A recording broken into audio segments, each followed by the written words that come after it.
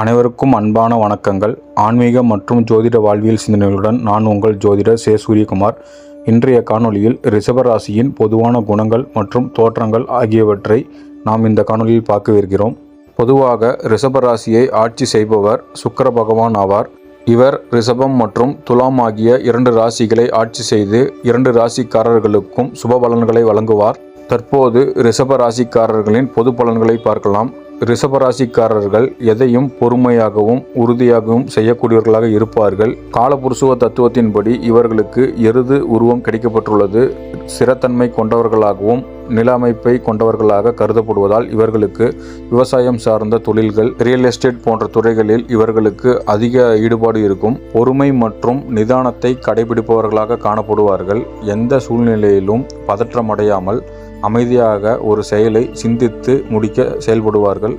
இவர்கள் எதை செய்தாலும் முழு ஈடுபாட்டுடன் கடின உழைப்புடன் அதை செய்து முடிப்பவர்களாக இருப்பார்கள். அதிக பிடிவாதம் கொண்டவர்களாகவும் எதிலும் தன் நிலைப்பாட்டில் உறுதியாக இருக்க வேண்டும் என்று நினைப்பார்கள். சுக்கிரனை அதிபதியாக கொண்டதால் இவர்கள் அன்பும் பாசமும் மிகுந்த காணப்படுவார்கள். தமக்கு பிடித்தவர்கள் மீது அளப்பரிய அன்பும் அக்கறையும் செலுத்துவராக காணப்படுவார்கள். ஸ்திரராசி தன்மை கொண்டவர்களாகவும் பஞ்சபூத தன்மை அடிப்படையில் நிலராசி என்ற அமைப்பை பெற்ற இவர்கள் விவசாயம் சார்ந்த தொழில்களில் அதிகம் நாட்டம் காட்டுவார்கள். பூமி சார்ந்த தொழில்களில் அதிகம், உதாரணமாக ரியல் எஸ்டேட் இது போன்ற துறைகளில் இவர்கள் அதிகம் ஈடுபடுவார்கள். பொதுவாகவே இவர்களிடத்தில் தந்தை மற்றும் முன்னோர் வழியில் உள்ள சொத்துக்கள் இவர்களுக்கு பூர்வீகமாக கிடைத்திருக்கும். இவர்களின் நேர்மையான குணங்களான வாக்கு மாறாமை, கொடுத்த வாக்கினை எப்பாடுபட்டாவது காப்பாற்றுவர்களாக இருப்பார்கள். இவர்களிடத்தில் அதிக நம்பகத்தன்மை இருக்கும். இரகசியங்களை பாதுகாப்பதில் இவர்கள் வல்லவர்கள். நட்பிலும் இவர்களை நண்பராக கொண்டவர்கள் இவரை குருட்டுத்தனமாக நம்பலாம். உண்மையின் பக்கம் தவறு யார் செய்தாலும் சுட்டி காட்டவர்களாக இருப்பார்கள். அநியாயத்திற்கு துணை போகவே மாட்டார்கள்.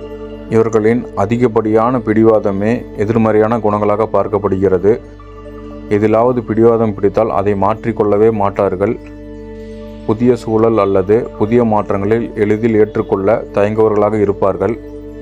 எப்போதும் இவர்கள் அமைதியாகவே காணப்படுவார்கள். ஆனால் இவர்களை கோபப்படுத்திவிட்டால் அவர்களை கட்டுப்படுத்தவே முடியாது. இவர்களின் காதல் மற்றும் திருமண வாழ்க்கை மிகவும் சுவாரஸ்யமாகவே காணப்படும். சுக்கிரனை அதிபதியாக கொண்ட இவர்களால் அன்பிற்கும் காதலுக்கும் அதிக முக்கியத்துவம் தருபவராகவே காணப்படுவார்கள். இவர்கள் காதலில் உண்மையான அன்பை கொண்டிருப்பவராக காணப்படுவார்கள். தற்காலிக காதலை விட நீண்ட கால உறவையே இவர்கள் விரும்புவார்கள்.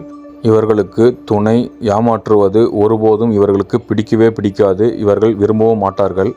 பிறப்பிலேயே சுக்கிரனை அதிபதியாக கொண்டிருக்கும் இந்த ராசிக்காரர்களை காதலித்தால் மிகவும் பார்த்து கவனித்துக் கொள்வராக இருப்பார்கள்.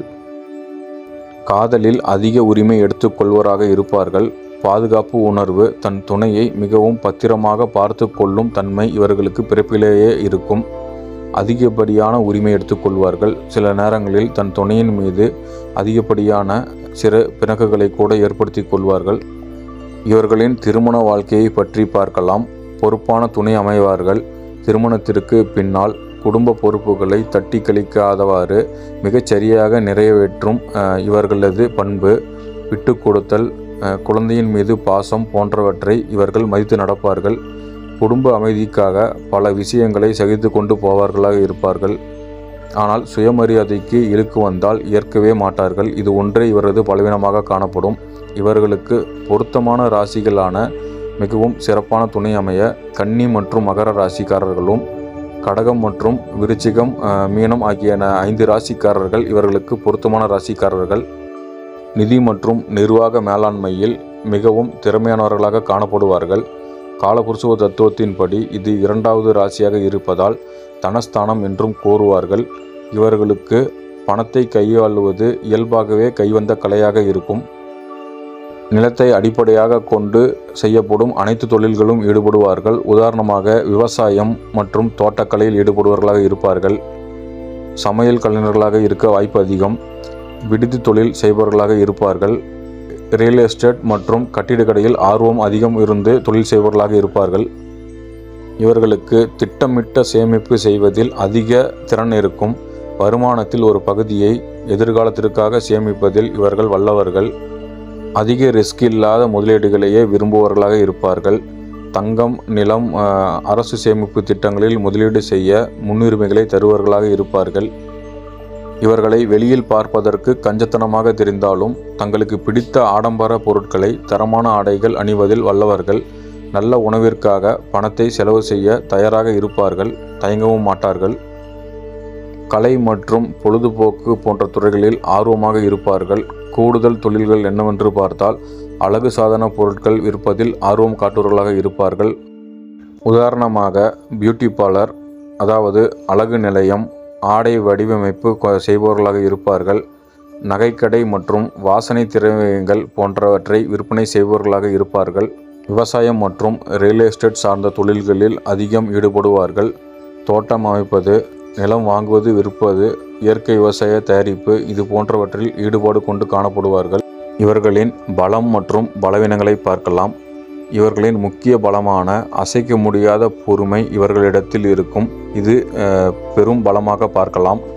எவ்வளவு பெரிய இக்கட்டான சூழ்நிலை வந்தாலும் இவர்கள் பதற்றமடையாமல் பொறுமையாக அவற்றை கையாண்டு செய்து முடிப்பார்கள். இதுவே இவர்களின் மிகப்பெரிய பலமாக காணப்படும். நம்பகத்தன்மை மற்றும் நாணயமாக இவர்கள் இருப்பார்கள். பணத்தின் மதிப்பை நன்கு அறிந்தவர்களாக இருப்பார்கள். தேவையில்லாமல் செலவு செய்யாமல் எதிர்காலத்திற்கு சேமிப்பு வைப்பதில் வல்லவர்களாக காணப்படுவார்கள். யதார்த்தமான சிந்தனை உள்ளவர்கள். இவர்களின் பலவீனங்கள் என்னவென்று பார்த்தால் எல்லை கடந்த பிடிவாதமாக காணப்படுவார்கள். தாங்கள் எடுத்த முடிவே சரியானது என்று பிடிவாதமாக இருப்பார்கள். தவறை உணர்ந்தாலும் மற்றவர்களுக்காக அதை மாற்றிக்கொள்ள தயங்குவர்களாக இருப்பார்கள்.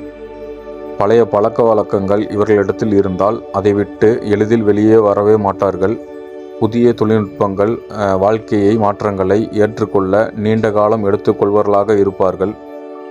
இவர்களின் ஆளுமையின் எதிர்மறை அம்சங்களை பற்றி பார்க்கலாம்.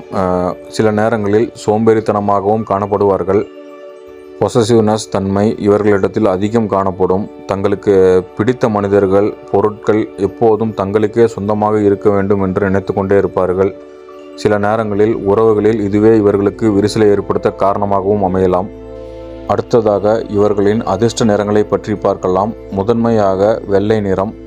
ரிஷபராசியின் அதிபதியான சுக்கிரனுக்குரிய நிறம் என்பது வெள்ளை நிறமாக பார்க்கப்படும்.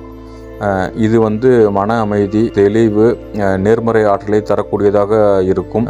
வெள்ளை நிற ஆடை அணிவது இவர்களுக்கு மிகவும் நல்லதான ஒன்றாக இருக்கும். இரண்டாவதாக இளஞ்சிவப்பு நிறங்களையும் அணியலாம். அடுத்து நாம் பார்க்கவிருப்பது சுக்கிரனின் அதிர்ஷ்ட எண்கள். முக்கிய எண்ணான 6ஆம் எண்ணை கொண்ட இந்த ஆதிக்க எண் இவர்களுக்கு முற்றிலுமே பொருந்தக்கூடிய எண்ணாக இருக்கும். தற்போது பிற அதிர்ஷ்ட எண்கள் என்னவென்றால் 5, 8 ஆகிய இந்த எண்கள் இவர்களுக்கு பொருந்தக்கூடிய எண்களாக இருக்கும். தவிர்க்க வேண்டிய எண்கள் 3 மற்றும் 9. இவர்கள் வழிபட வேண்டிய தெய்வமான முதன்மை தெய்வம் ஸ்ரீ மகாலட்சுமி தேவி.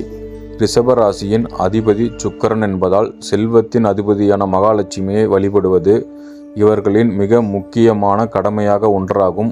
ஒவ்வொரு வெள்ளிக்கிழமையும் நெய் தீபம் ஏற்றி வழிபடலாம்.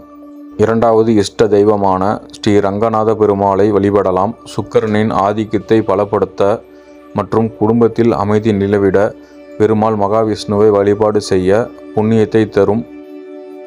வழிபாட்டு முறை என்னவென்றால் சனிக்கிழமைகளில் பெருமாள் கோவிலுக்கு சென்று துளசி மாலை சாற்றி வழிபாடு செய்யலாம். இவர்களின் நிர்வாக திறனை, பொருளாதாரத்தையும் உயர்த்தும். ரிஷபராசிக்காரர்களுக்கான பகவதி அம்மன் மற்றும் மீனாட்சி அம்மன் ஆகிய வழிபாடு மிகச் சிறந்த ஆன்மீக பலனாக அசைக்க முடியாத பாதுகாப்பை தருவதாக கருதுகிறார்கள். சுக்கிரன் என்பவர் பெண் கிரகம் என்பதால் அதிபதியாக கொண்ட ரிஷபராசிக்கு பெண் தெய்வ வழிபாடு எப்போதும் ஒரு அசுர வளர்ச்சியை கொடுக்கும். ரிஷபராசிக்கு அதிபதியான சுக்கிர பகவானை நவகிரக அமைப்பில் எப்படி வழிபடலாம் என்று பார்க்கலாம். உங்கள் ராசிநாதனான சுக்கிரனை முறையாக வழிபடும் போது ஆடம்பரம், வாழ்க்கையில் லோகம், சொந்த வீடு, பணவரவு தடையின்றி கிடைக்க சிறப்பு நாளான ஒவ்வொரு வாரமும் வெள்ளிக்கிழமையில் உகந்த நேரம் காலை 6 மணி முதல் 7 மணி வரை சுக்கிர ஓரை அன்று அபிஷேக பொருட்களான சந்தனம் மற்றும் பாலை கொண்டு நவகிரகத்தில் உள்ள சுக்கிரனுக்கு அர்ச்சனை செய்யலாம். அடுத்து வெள்ளை தாமரை அல்லது மல்லிகை போன்ற வெள்ளை நிறமுள்ள மலர்களால் அர்ச்சனை செய்ய வேண்டும். ஆடை சுக்கிர பகவானுக்கு வெள்ளை நிற பட்டு வஸ்திரம், துணி சாற்றி வழிபடலாம். தீபம் அகல் விளக்கில் நெய் தீபம் அல்லது பஞ்சு திரி இட்டு 6 விளக்குகள் ஏற்றி நவகிரகத்தை வலம் வர வேண்டும். இன்று நாம் ரிஷபராசிக்காரர்களின் பொதுவான குணங்கள் மற்றும் நேர்மையான எதிர்மறையான பக்கங்கள், காதல், திருமணம், நிதி மேலாண்மை பற்றி பார்த்திருந்தோம். இந்த அடிப்படை தகவல்கள் உங்களுக்கு மிகவும் பயனுள்ளதாக இருந்திருக்கும் என்று நம்புகிறேன். இதுபோன்ற ஆன்மீகம் மற்றும் ராசி பலன் சார்ந்த சுவாரஸ்யமான பகுதிகளை தொடர்ந்து பெற தற்போது நமது சேனலை சப்ஸ்கிரைப் செய்து கொள்ளுங்கள். நன்றி, வணக்கம்.